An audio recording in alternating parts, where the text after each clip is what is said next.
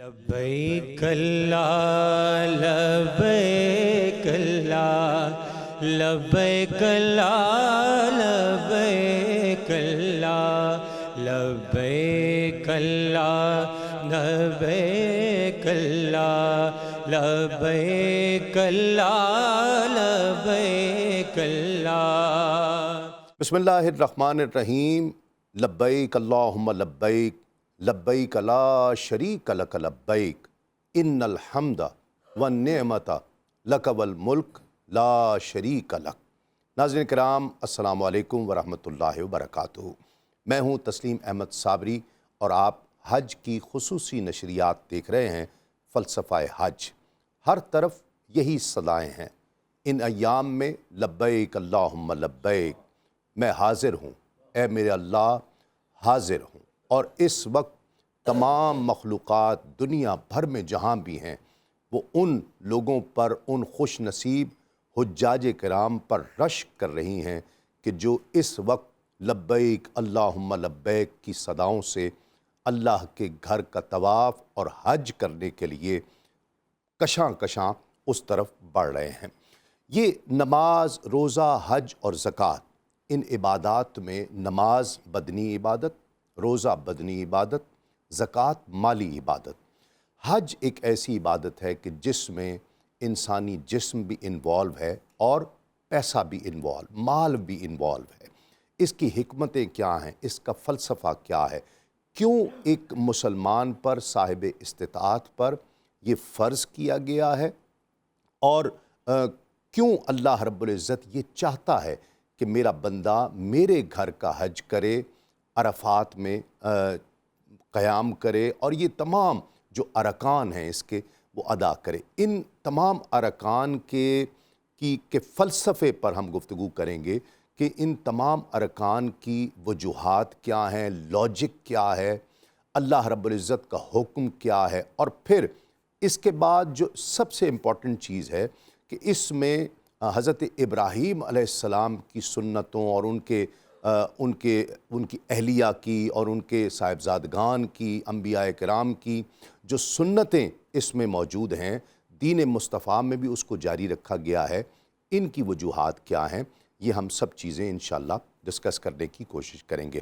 ہمارے ساتھ تشریف فرما ہے ممتاز عالم دین، ممتاز اسکالر حضرت علامہ مفتی محمد طاہر تبسم صاحب۔ السلام علیکم مفتی صاحب، بہت شکریہ آپ کی آمد کا، آپ تشریف لائے۔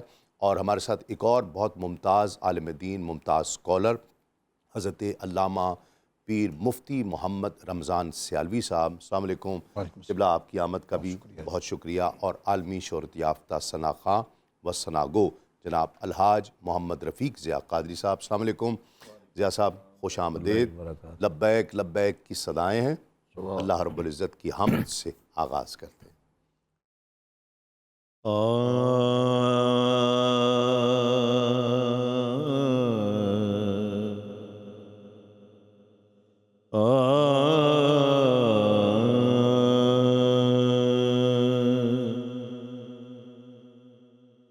اللہ سونیا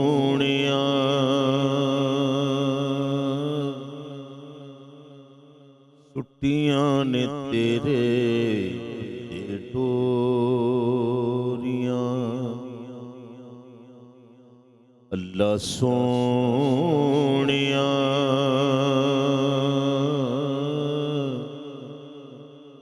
چھٹیاں نے تیرے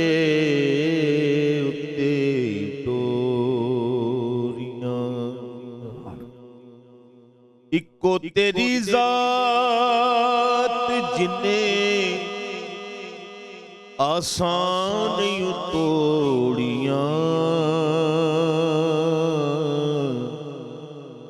اللہ سونیاں چھٹیاں نے تیرے اتے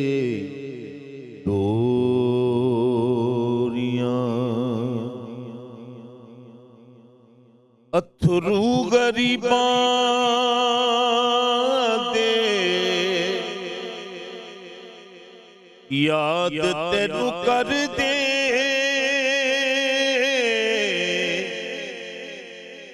ربا تیری من کے صبر ہاں کر، اتھرو غریباں دے یاد تینو کر دے،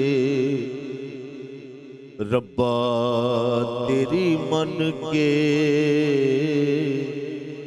صبر ہاں کر، سن دیاں لوکاں دیاں پٹھیاں تے کوڑیاں، اللہ سونیا چھٹیاں نے تیرے اتے ڈوریاں، انہاں مینوں دے دے ہتھ کسے یگی کرانا، کر مہربانیاں در در پھراں، انہاں مینوں دے دے ہتھ کسے یگی کرانا، کر مہربانیاں در در پھراں، ارزانی میریاں لمیاں تے چوڑیاں، اللہ سونیا چھٹیاں نے تیرے ڈوریاں، مان تیری ذات اتے ہر ویلے کیتا ہے، سجدے چ پے کے تینوں یاد جدوں کیتا، ارزاں زیادیاں کدے تو نہیں موڑیاں، اللہ سونیا سٹیاں نے تیرے اتے ڈوریاں۔ ماشاءاللہ ماشاءاللہ۔ قبلہ جس طرح میں انٹرو میں عرض کر رہا تھا کہ یہ نماز، روزہ، زکوٰۃ یہ کچھ مالی عبادات ہیں، کچھ بدنی عبادات ہیں، حج خاص طور پر مالی بدنی عبادت، یعنی ایک سفر ہے، مشقت ہے، مال بھی خرچ ہونا ہے، وقت بھی لگنا ہے، کس طرح اس کی انفرادیت کو تمام عبادات میں دیکھ رہے ہیں؟ حامدہ و مصلیہ، اما بعد فاعوذ باللہ من الشیطان الرجیم، بسم اللہ الرحمن الرحیم۔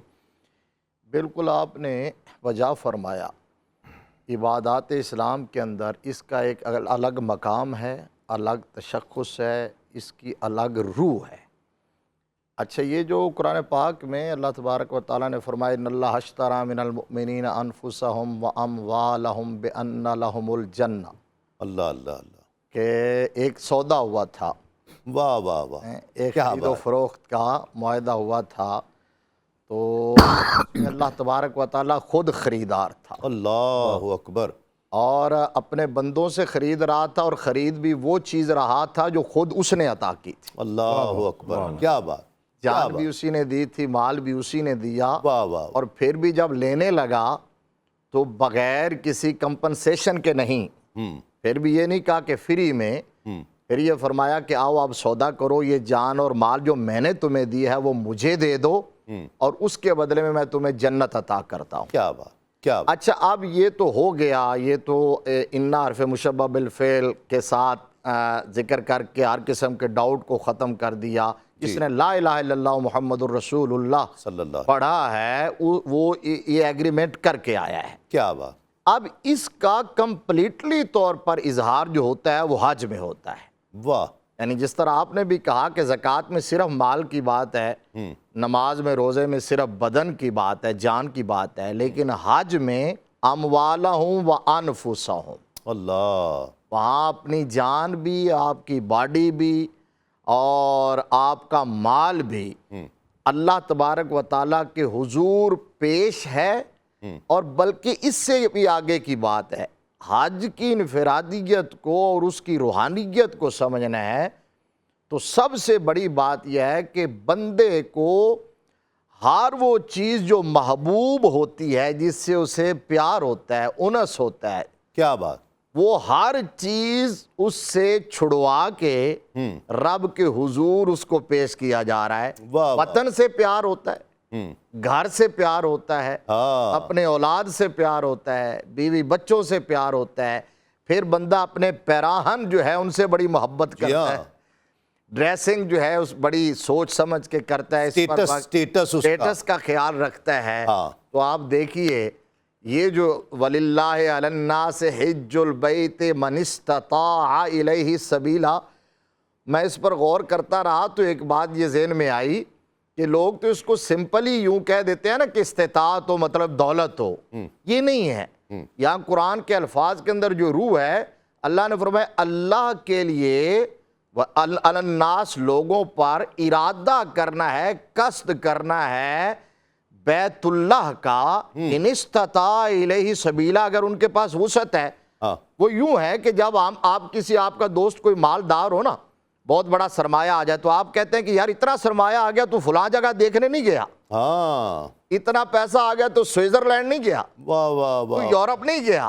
تو اللہ یہ فرما رہا ہے کہ بھئی پیسہ آ گیا ہے تو میرا گھر دیکھنے نہیں آئے، میرے مصطفیٰ کا در دیکھنے نہیں آئے۔ یہ ہے بات، آپ نے تو وہ استطاعت کو بھی کھول کے رکھ دیا نا۔ اور پھر آپ یہ ہے کہ پیسہ آ گیا تو کہا کہ آپ گھر بھی چھوڑو، بیوی بچوں کو بھی چھوڑو، وطن کو بھی چھوڑو، اپنا آئیڈیل ماحول سارا چھوڑو، کاروبار چھوڑ دے، وقت کاروبار نکال چھوڑ دو، ہر چیز سے ملک خالق سے منقطع ہو کر خالق سے متصل ہو جانے کا نام حج۔ واہ واہ واہ، کیا جملہ ہے، کیا جملہ، سبحان اللہ سبحان اللہ۔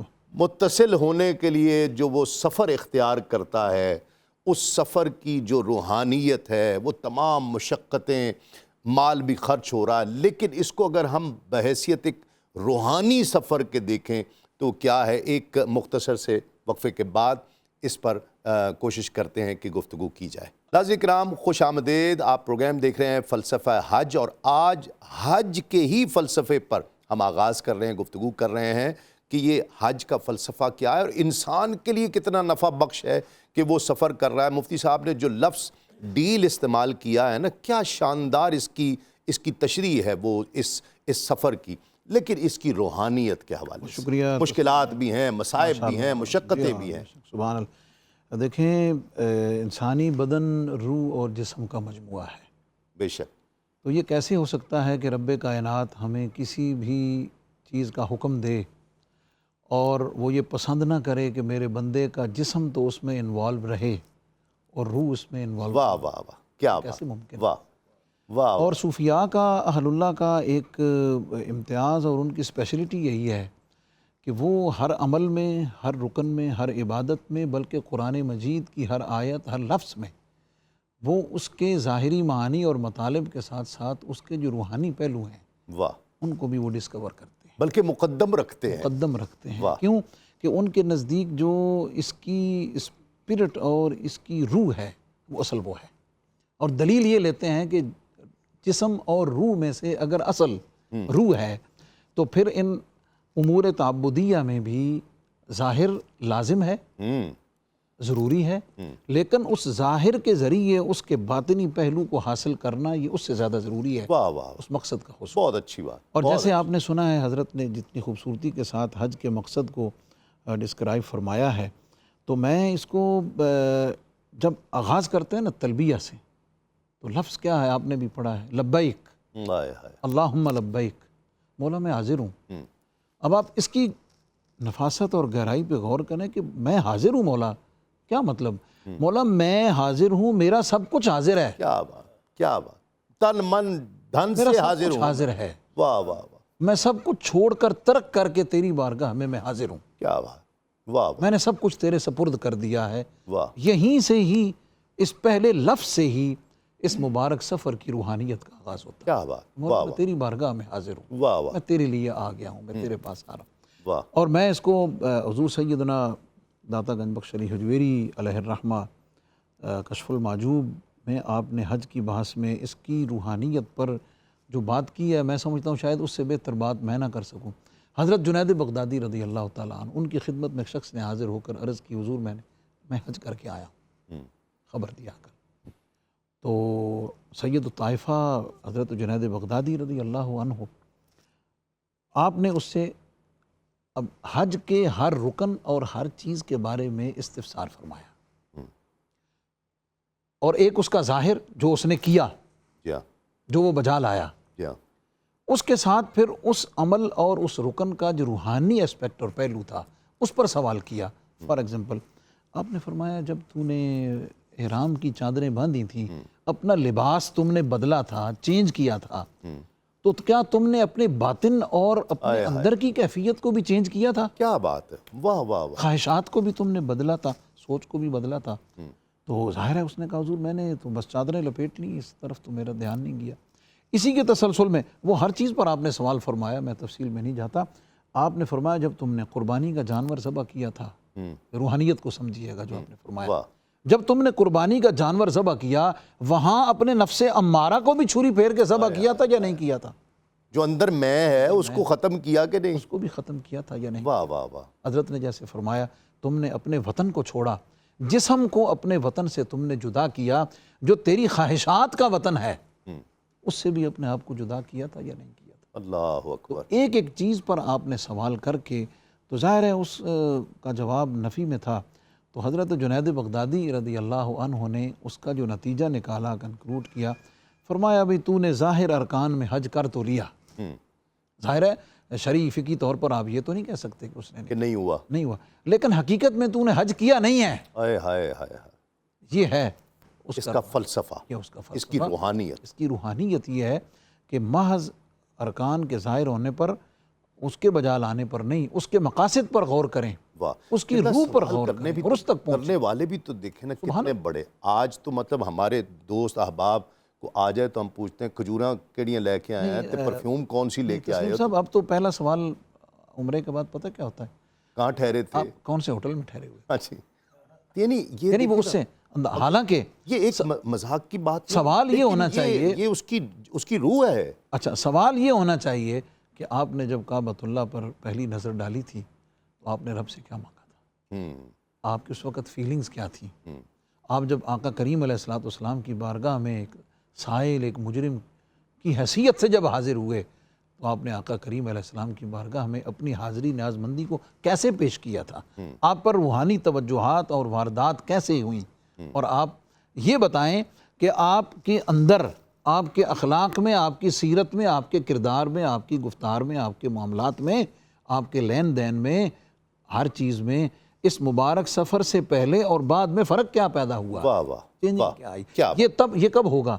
جب ہم اس کو بطور کسٹم، بطور عادت نہیں بلکہ اس کی روحانیت اور اس کے مقاصد کو سامنے رکھتے ہوئے بجا لانے کی۔ یہ کیسے ہوگا قبلہ؟ اب دیکھیں میں سفر پہ نکلا ہوں، روحانی سفر ہے، یہ کیسے ممکن ہوگا کہ میں سب کچھ وہ اعمال کر رہا ہوں، بلکہ اس میں شامل کیجئے گا وہ جو لبیک کی صدا ہم لگا رہے ہیں، میں حاضر ہو گیا ہوں، یہ حاضری کس طرح کی ہے جسے میں پکار کر کہہ رہا ہوں، کپڑے بدل دیے سب کچھ، نہیں یہ کیسے ہوگا کہ میں روحانی طور پر بھی لبیک کہہ رہا ہوں، میری روح بھی لبیک لبیک پکار رہی ہو؟ ایک تو یہ ہے کہ آپ عادت اور عبادت کا فرق سمجھ لیں، عادت سمجھ کے نہ کریں، یہ سارے معاملات عبادت سمجھ کے کریں، اور بعد میں اگر نتائج کے اعتبار سے دیکھنا ہو کہ کیا ملا یا کیا نہیں ملا، تو ابھی مفتی صاحب نے بیان کر دیا کہ تبدیلی کتنی آئی ہے آپ کے رویے میں، مزاج میں، آپ کے کردار میں، لوگوں کے ساتھ آپ کے معاملات کے اندر کتنی تبدیلی آئی ہے آنے کے بعد؟ آنے کے بعد اگر مثبت تبدیلی آئی ہے، واہ، آپ کی فکر اور سوچ پر پہرے لگے ہیں، تو کامیاب سفر تو سمجھیں مالک نے آپ کو قبول فرما لیا ہے اور آپ کی عبادت کو بھی قبول فرما لیا، بہت اچھی بات۔ کیونکہ نبی رحمت صلی اللہ علیہ وآلہ وسلم نے ارشاد فرمایا ان اللہ لا ينظر الى صورکم واموالکم ولکن ينظر الى قلوبکم واعمالکم۔ واہ، اللہ تبارک و تعالیٰ تمہاری صورتیں اور تمہارے مال نہیں دیکھتا، اللہ تبارک و تعالیٰ تمہارا دل دیکھتا ہے اور دل کی کیفیات کو دیکھتا ہے۔ واہ، تو وہ جو تلبیہ آپ لگا رہے ہیں، ایک ہے زبان سے تلبیہ، جی ہاں، آپ نے کہا نا لبیک، اور معنی بھی بیان کیا مفتی صاحب نے، جی ہاں، تو ایک ہے کہ آپ کہہ رہے ہیں لبیک اللہ، بھئی آپ نے سمجھا بھی ہے کہ لبیک کا معنی کیا ہے، آئے ہائے، میں حاضر ہوں تو کس آپ طرح کو ہوں؟ ہاں پتہ بھی ہے کہ اس کا مطلب کیا ہے۔ ہاں، اگر وہاں جا کے بھی آپ زبان سے لبیک کہہ رہے ہیں اور دل میں آپ کے یہ خیال ہو کہ میرے پیچھے معاملات کا کیا بنے گا، ہے کہ مجھے رہائش اچھی ملی ہے یا نہیں ملی، ٹھیک ہے، ابھی میں واپس جاؤں گا تو میں نے کیا لے کے جانا ہے، مینا میں ڈشز کتنی تھی، ڈشز کتنی تھیں، تو اگر یہ آپ کے ذہن پر چیزیں غالب ہیں تو اس کا مطلب آپ نے تلبیہ کو سمجھا ہی نہیں، نہ اس کی روح کو سمجھا ہے، جی ہاں، اس کا معنی اور مفہوم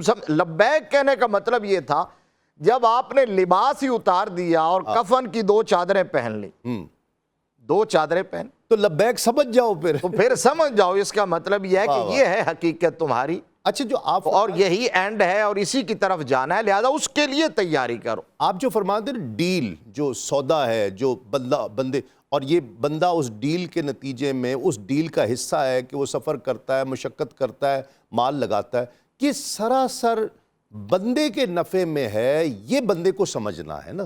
میں نے پہلے عرض کیا تھا کہ وہ خالق ہے، وہ مالک ہے، ہر شے کا، ہماری سانسوں کا، ہماری روح کا، ہمارے جسم کا، ساری نعمتیں اسے نے دی ہے، پھر بھی جب لینے لگا تو اس نے ایک آفر دی ہے، ٹھیک ہے، پھر بھی، اور کیوں دی تھی؟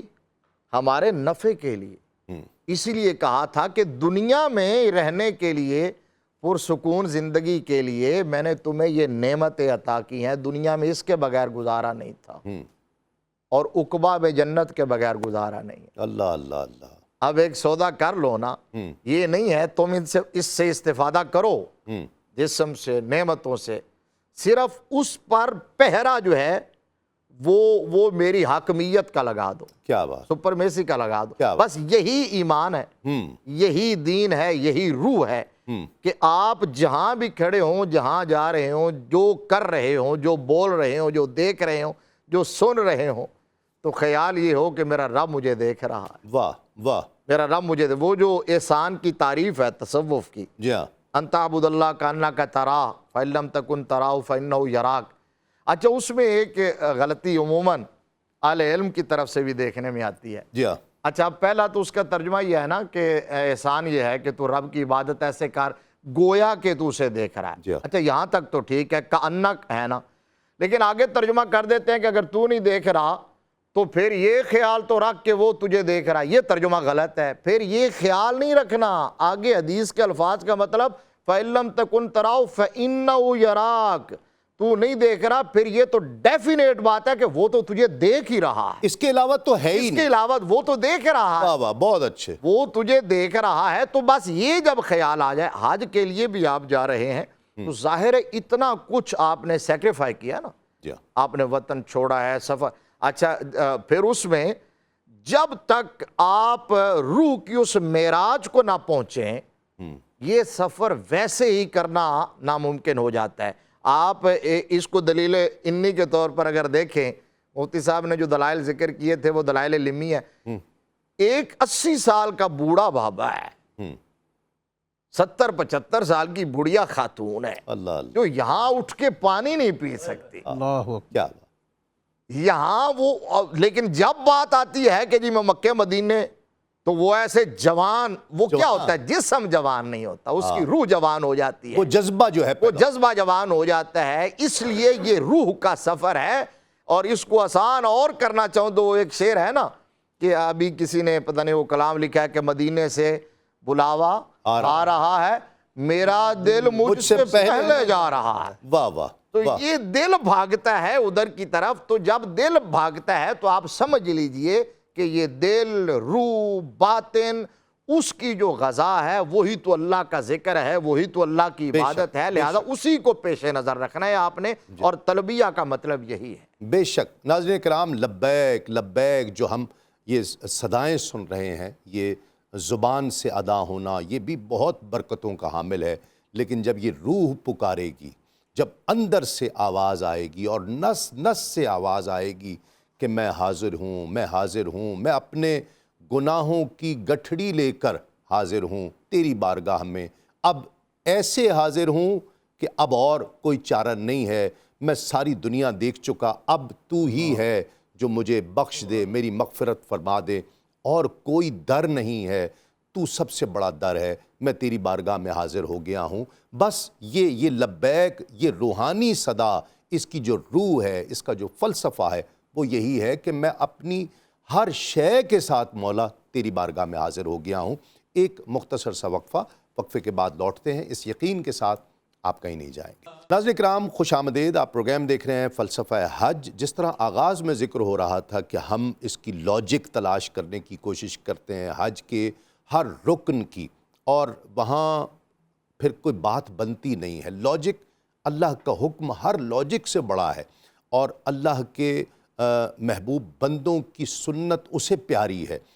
حضرت ابراہیم علیہ السلام اور ان کے اہل خانہ کی یہ جو سنتیں ہیں، آقا علیہ السلام نے اپنی امت کے لیے اسے پسند فرمایا ہے، اس کی وجہ کیا ہے؟ حضرت ابراہیم حج جو طواف ہے، سعی ہے، عرفات ہے، سب منا ہے۔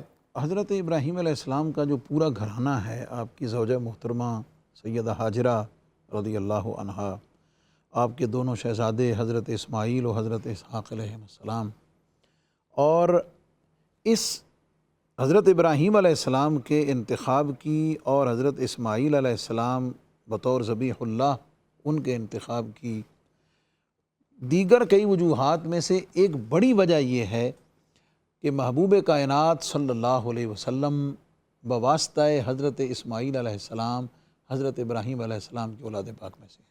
اللہ اکبر، اللہ اللہ، واہ۔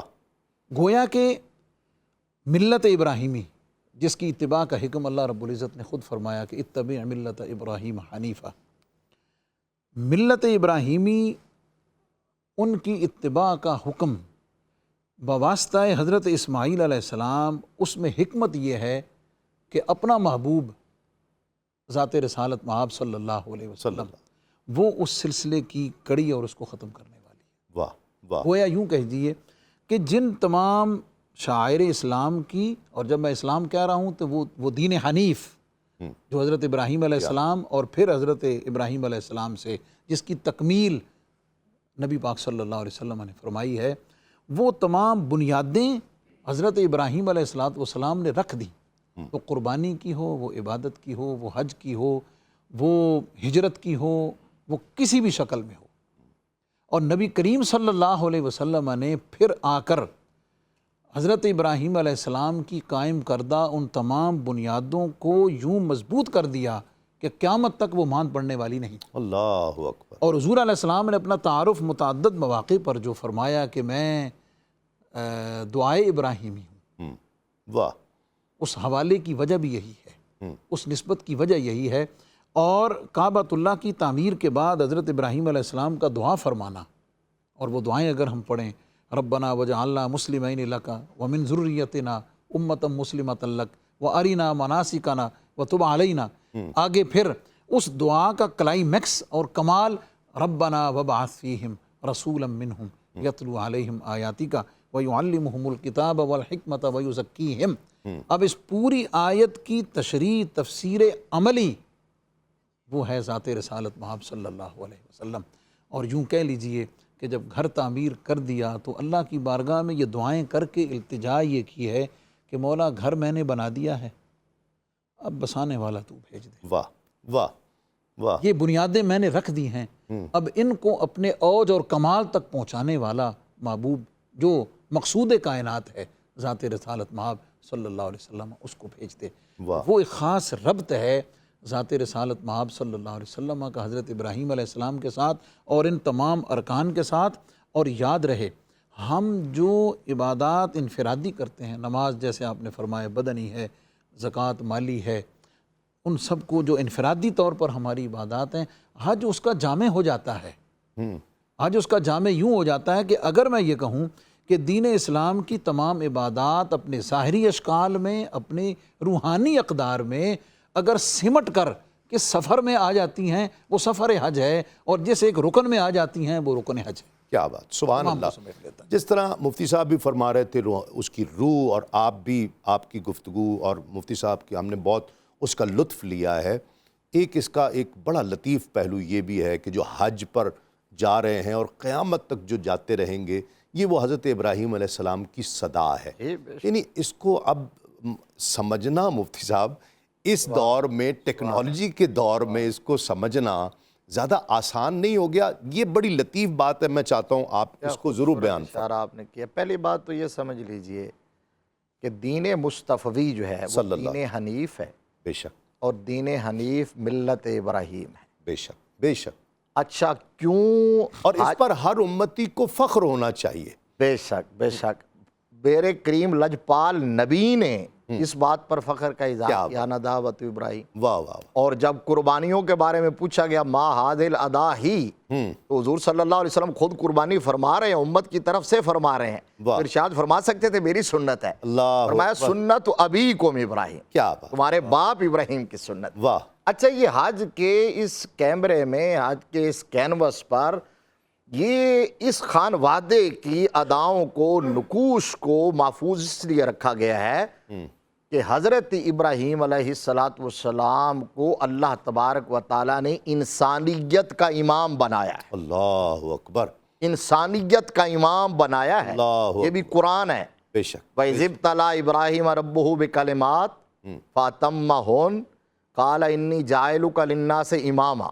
بے شک، بے شک۔ حضرت ابراہیم علیہ السلام کو چند چیزوں سے آزمایا، ان میں بڑی چیزیں جو تھی نار نمرود، وطن کا چھوڑنا، ٹھیک ہے، بچے کو ذبح کرنا۔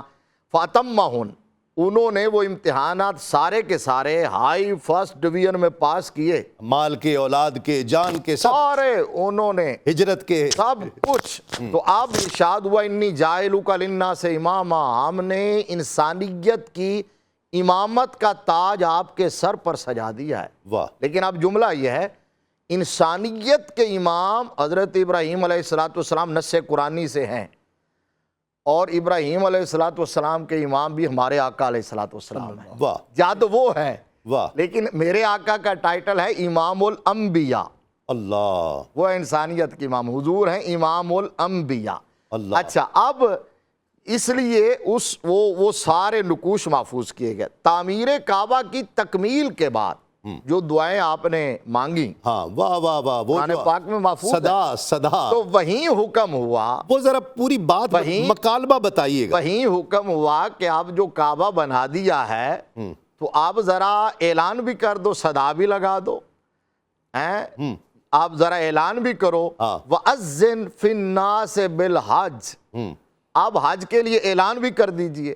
تو حضرت ابراہیم علیہ السلام ایک روایت کے مطابق جبل ابی قبیس پہ کھڑے ہو کر واہ واہ واہ، آپ نے یوں ارشاد فرمایا یا ایھا الناس۔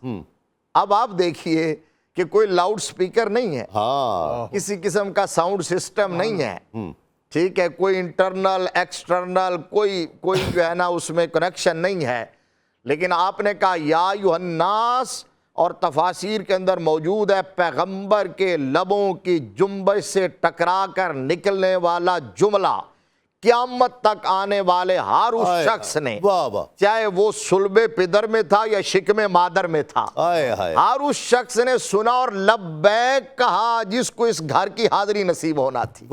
اس نے لبیک کہا، جس نے لبیک کہا وہی جائے گا، وہی جائے گا، اور اس نے ہر حال میں جانا ہے، اور اس کو استطاعت ملنی ہے، اور جتنی دفعہ کہا ہے، جتنی دفعہ کہا ہے اتنی دفعہ یہ حاضری ہوگی۔ اس پر چند جملے آخری بس ہم پھر اجازت لیں اسی حوالے سے۔ یہ جو قبولیت کیا بات، عامہ ہے، جیسے آیت حضرت نے ارشاد فرمائی، تو دوسری طرف اللہ تعالیٰ نے سورہ ابراہیم میں آپ کی ایک اور دعا، ربنا انی اسکنت من ذریتی بواد غیر ذی زرع عند بیتک المحرم واہ، ربنا لیقیموا الصلاۃ، نماز کو قائم کریں، اور آگے فجعل افئدۃ من الناس تہوی الیہم، مفہوم اس کا یہ ہے کہ لوگوں کے دلوں کو اس طرف مائل کر دے، جیسے حضرت نے فرمایا کہ میرا دل مجھ سے پہلے جا رہا ہے، یہ اس آیت کی قبولیت اور ارشاد کی عملی تفسیر ہے۔ کیا بات، اور آپ کسی جگہ کی تسلیم بھائی ایک دفعہ آپ اس کو وزٹ کر لیں، آپ کہتے ہیں کہیں کہ دوبارہ جانا، کہتے ہیں نہیں بس ہم نے وہ دیکھا ہوا ہے، آپ کسی اور جگہ چلے جائیں، لیکن بچے یہ ایک وہ در ریسٹورینٹ ہے پہ کہ چلے جائیں، بار کھانا بار کھا لیں، وہ دوبارہ وہاں نہیں جاتے ہیں۔ بندہ ایک سوٹ پہن لے، کہتا ہے میں نے دوبارہ نہیں پہننا، فلاں جگہ پہنا ہوا۔ لیکن اس مقام کی محبوبیت اور قبولیت دعا ابراہیمی اور نبی پاک صلی اللہ علیہ وسلم کی اس مبارک توجہ کی برکت یہ ہے کہ جو نہیں گیا وہ تڑپ رہا ہے کہ جاؤں، اور جو جا چکا ہے وہ زیادہ تڑپ رہا ہے۔ وہ جو جا چکا ہے اس کی تڑپ بڑھ گئی ہے کہ میں پھر جاؤں، اور وہ جتنی مرتبہ بھی جا رہا ہے اس کے لیے اس میں کیف نیا ہے، لطف نیا ہے، روحانیت نئی ہے، اس کے لیے اس میں جذب نیا ہے، اور اس کی کیفیات ہر دفعہ نہیں ہوتی۔ بہت شکریہ مفتی صاحب، آپ کا، مفتی صاحب قبلہ، آپ کی آمد کا، ضیاء صاحب آپ کی آمد کا اور کلام ہم سنیں گے۔ ناظرین کرام، جب ایک مسلمان دنیا کے کسی بھی خطے سے ان ایام کے لیے خاص طور پر وہ جو مخصوص کر دیے گئے ہیں ان کے لیے حج کا ارادہ کر کے سفر کرتا ہے، تو یاد رہے وہ کن ہستیوں کی سنت ادا کرنے چاہ رہا ہے، جو مال کی آزمائش میں بھی پورے اترے جیسے کوئی نہیں اترا،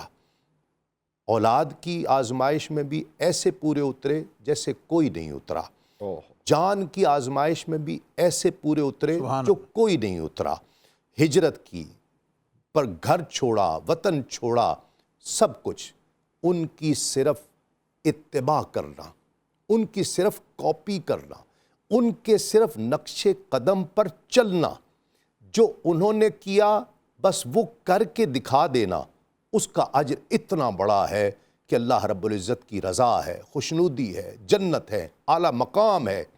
سوچئے جن کی یہ سنت ہے، جن ہستیوں کی یہ سنت ہے، ان کا مقام کیا ہے، ان کا مرتبہ کیا ہے، جو انہوں نے کیا صرف وہ کر کے دکھا دینا اللہ کی رضا کا باعث بن جائے، وہ ہستیاں کتنی بڑی ہیں۔ بس یہی تصور کر کے ہمیں ان کے نقش قدم کی التجا کرنی چاہیے کہ اللہ رب العزت ہمیں ان کے نقوش قدم عطا کر دے، ہمیں ان کی اتباع کی توفیق عطا فرما دے۔ انشاءاللہ کل آپ سے ایک مرتبہ پھر اسی پروگرام میں ایک نئے موضوع کے ساتھ حج کے تعلق سے ہی ملاقات ہوگی۔ السلام علیکم، تسلیمات۔ خوشا وہ دن حرم پاک کی فضاؤں میں تھا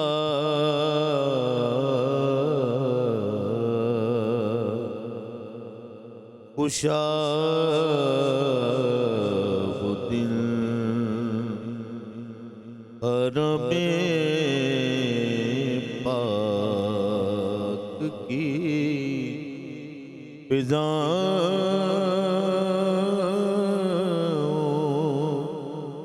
میں تھا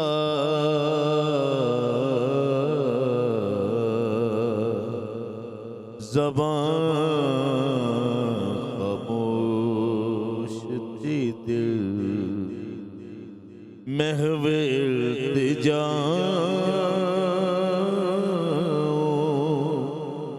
میں تھا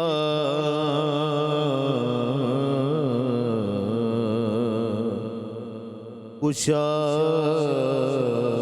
وہ دل حرم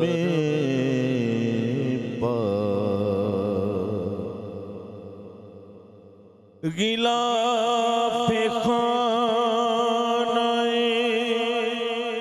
کعبہ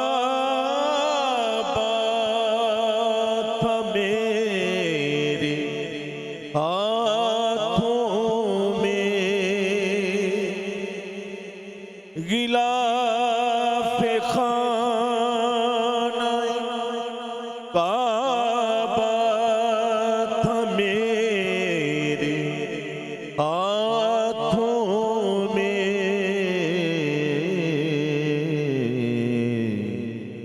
خدا سے عرض و گزارش کہ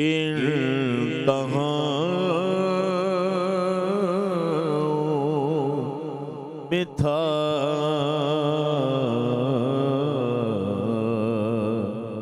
وہ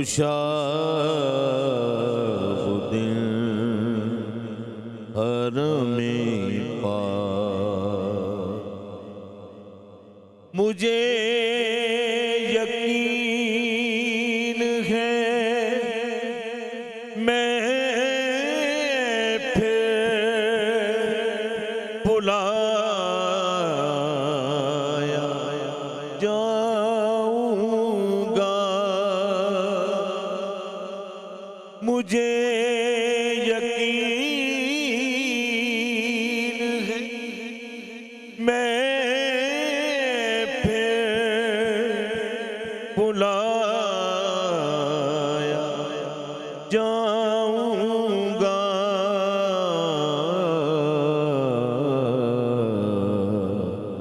کہ یہ سوال بھی شامل میری دعاؤں میں تھا